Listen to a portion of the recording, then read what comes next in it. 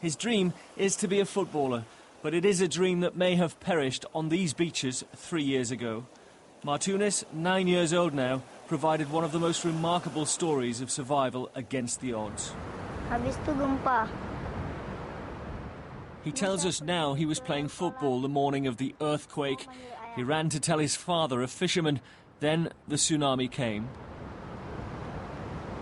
Habis panggil ayah, terjadi tsunami. For 19 days, he was lost and alone until he happened upon a Sky News crew. His story was miraculous, as our translator was able to tell us. When tsunami coming, he tried to get the truck. And then he coming to the truck, and then that truck already gone by tsunami also.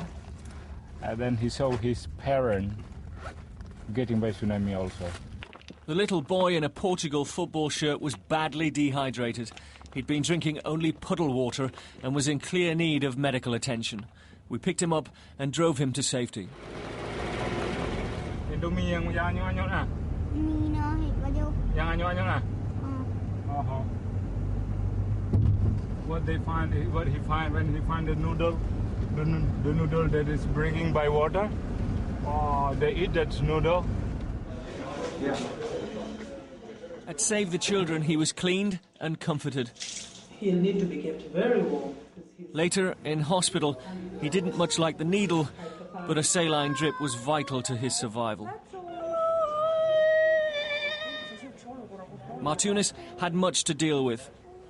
His physical condition, the joy then of his father's gentle touch just hours after we'd found him, the sight of his grandmother, but also the dire news of the rest of his family. Rumah saya hancur kena tsunami dan ibu saya meninggal. Martunis tells us his mother and 2 brothers died, and of the sadness he feels that they're not around anymore. Tak ada ibu. The Portuguese in particular, not least of them Cristiano Ronaldo, the Manchester United player who visited Indonesia, took the young boy's story to their hearts. Quando vi-lo pessoalmente e pensar naquilo que ele sofreu.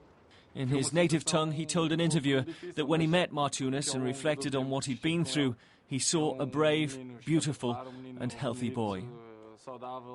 Ronaldo and Martunis spent time together playing video games, his father tells us. Then he gave him one of his football shirts.